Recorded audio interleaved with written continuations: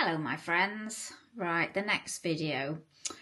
I've written a list and left it in the kitchen, and my daughter's just been in and she was reading it and she was very perplexed about all these words I'd written down and why I'd written them down, and I didn't tell her, and I'm laughing to myself. So this video is about swear words. So I've done a list of very mild swear words. I will move on to the ruder ones at another time, because I haven't got enough room storage on my iPad at this moment, and because the F word covers quite a wide range. So the swear word, I wouldn't say it's a swear word, but it's a slang word, which means it's a little bit rude. If you said it in certain circles with certain people, it wouldn't be very professional. This is a word that you'd use with friends when you're discussing things, maybe in the staff room, maybe in the pub. You might use it in the pub. And the word is shit. This is quite a mild swear word, but shit is also a word that you use for feces in the care sector. So you can use it to say somebody's shit, give me a hand change in their pad, or there's shit on the floor down there, or there's shit all over the basin in the bathroom. It's the most spoken word, I would say, in a care home. It's used in so many different ways. So you might have a member of staff saying, "Oh God, I've had a shit day," which means they've had a very bad shift so far. "Oh, I nearly shit myself the other day," which means I had a shock. Somebody scared me. I nearly shit myself. Another way you can use the word is, "I don't need this shit," which means you've already got enough going on. You don't need anything else that's going to make your workload more. Or you might be in the pub and somebody starts being rude to you because you touched their coat or something, and "How dare you touch my coat? I don't need this shit." You can use it in a way where you buy an item and it's not very good. You could say, "Oh my God, this phone's shit." Or, "Oh, I bought this washing up liquid and it's shit. Doesn't do anything. I got me watch and it's shit." You know, you can use it as a negative way to describe that something isn't very good. You could use it to describe a person, as in they're a shit driver, or they're shit at football. You can use it in so many different ways, but you mustn't use it in when you're recording information. If you need to use the word shit as in feces, that's what you must write if you're writing any official documents. But shit is used. It's more of a casual word to describe things loosely.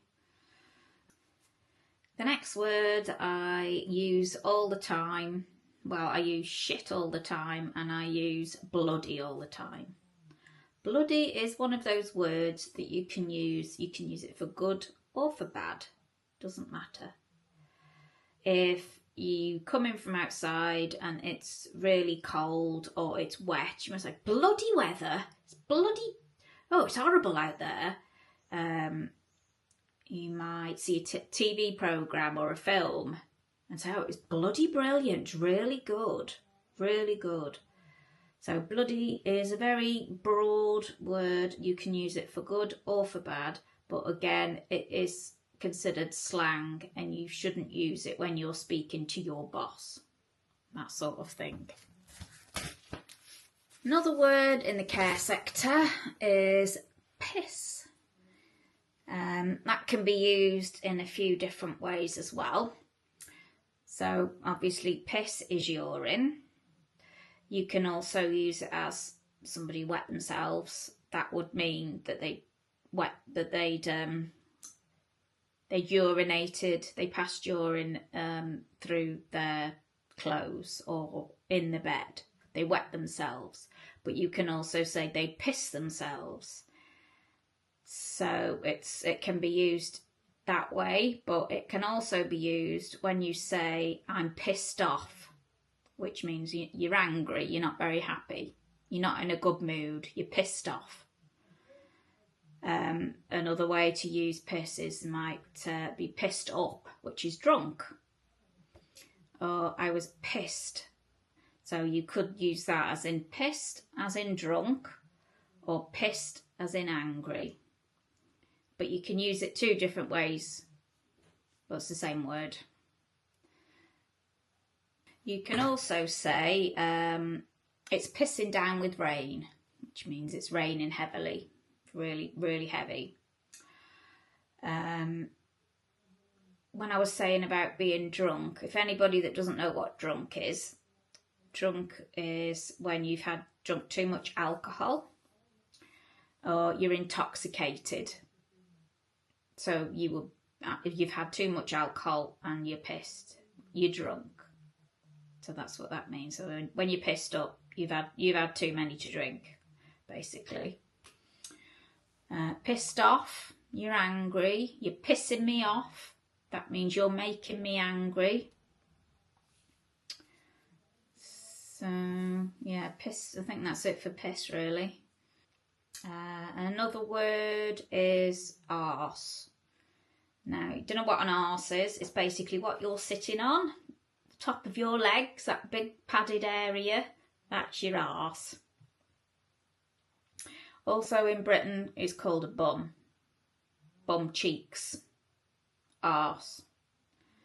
But arse can also be used in another way, whereas you say, if you're feeling lazy, you can't be arsed. I cannot be arsed to do that, which means you're feeling lazy, you can't be bothered, you're tired, you're having your 12-hour shift and you're in your 11th hour and you're like, oh, I really can't be arsed.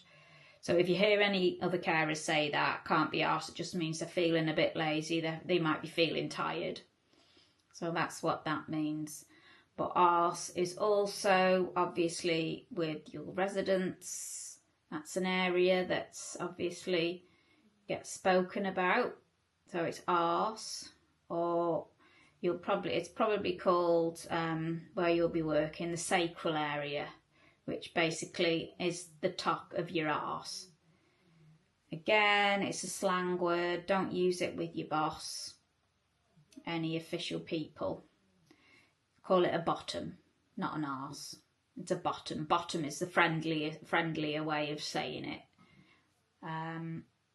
Pain in the arse. Pain in the arse doesn't mean a physical pain in the arse. It means you're doing something that you don't want to do, that you don't think is necessary for you to be doing, and it's just more work and it's a pain in the arse that you have to do it. So it just means it's upsetting, it's unnecessary, it's a pain in the arse. Doesn't mean you've got a pain in your arse, it just means it's making you say, it's like saying bloody hell.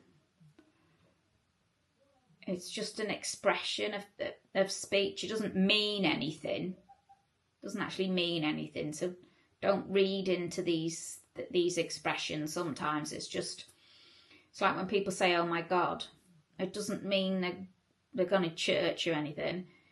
It's just a figure of speech. And we do say that a lot in the UK. And we're not particularly religious. Well, many of us aren't anyway. But we just say, oh my God, or for God's sake, which is a little bit more acceptable than the other swear words that I've said. So if you drop something, you could say, oh shit, but maybe you're not in the right company. So you might say, oh my God, or for God's sake, that's fine. You can say that because it's, you know, it's an exclamation of you making a mistake. You say, oh, for God's sake. Now we'll move on to fuck another day because I haven't got the energy. But those are the mildest swear words and some of the contexts in which you can use them. So I hope that's helped.